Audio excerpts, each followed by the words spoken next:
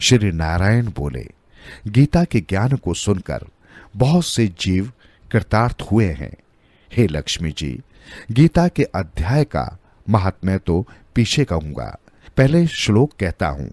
सर्वशास्त्रमयी गीता सर्वदेव भयोहरि, सर्वतीर्थमयी गंगा सर्वधर्म मयोदया, मनोजानत पाप पुण्य दे ही जानत आपदा, गीता सर्व कृष्ण जानत माता जाने सुपिता, द्वे द्वे लोचन सर्वणम विद्वानम त्रयलोचन, सप्तलोचन धर्माणम ज्ञानी नाम अनंत लोचन।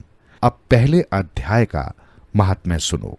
शिव पार्वती जी से इस भांति कहते हैं जिस भांति नारायण जी ने लक्ष्मी जी को सुनाया था। श्री हरि बोले, हे लक्ष्मी जी, शूद्र वर्ण का एक प्राणी था जो चांडाल का कार्य करता था और तेल नून नमक का व्यापार करता था। उसने एक बकरी पाली हुई थी।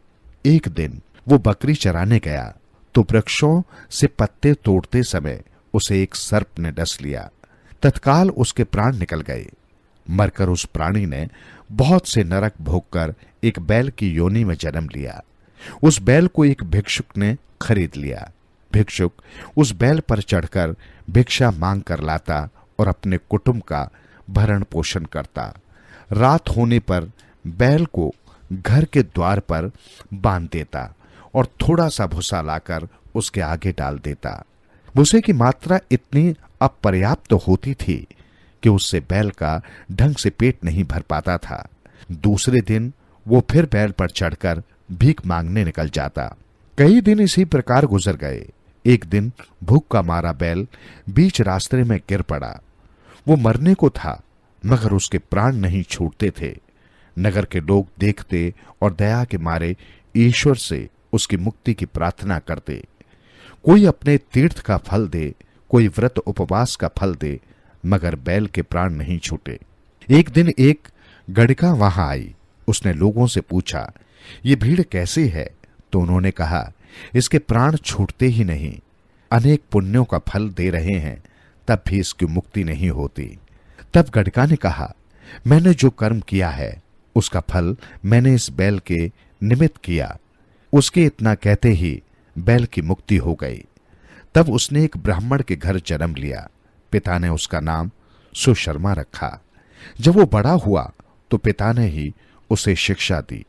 वो बहुत सुंदर था और उसे अपने पिछले जन्म का भी सब याद था। बड़ा होने पर उसने सोचा कि मुझे उस गड़िका के दर्शन करने चाहिए। वो उसके घर गया और पूछा, क्या तू मुझे पहचानती है?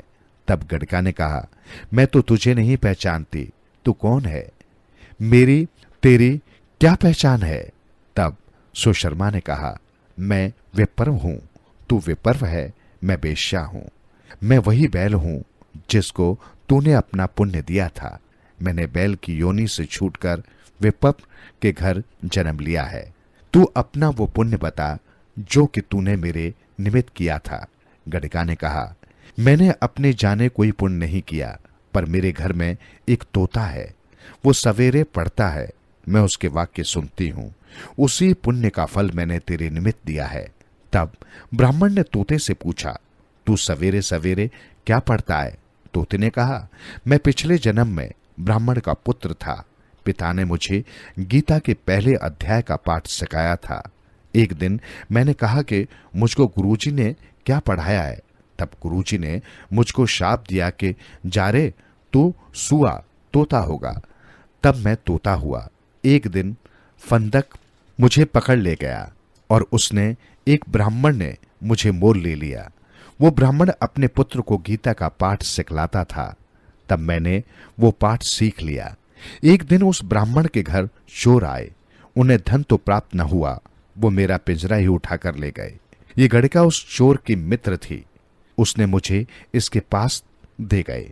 सो मैं नित्य गीता जी के पहले अध्याय का पाठ करता हूं और ये सुनती है। पर इस गड़िका की समझ में नहीं आता कि मैं क्या पढ़ता हूं। इसने वो पुण्य तेरे निमित्त दिया था। लो, ये श्री गीता जी के पहले अध्याय का फल है। तब उसने कहा, हे तोते, तू भी ब्राह्मण है, मेरे आशीर्वाद से तेरा कल्याण हो। हे लक्ष्मी जी, इतना कहने से तोते की मुक्ति हुई और उस गड़िका ने भी भले कर्म ग्रहण किए।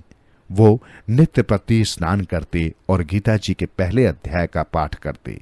इसलिए क्या ब्राह्मण, क्या क्षत्रिय और क्या वैश्य, सभी उस वेश्या की पूजा करने लगे। श्री नारायण ने कहा, हे लक्ष्मी जी, जो अनजाने में भी गीता का प्रथम पाठ श्रवण करे तिसको भी मुक्ति मिलेगी, और इसका फल कितना कहूं, अतुल फल है। ये पहले अध्याय का महात्म्य है जो तूने श्रवण किया।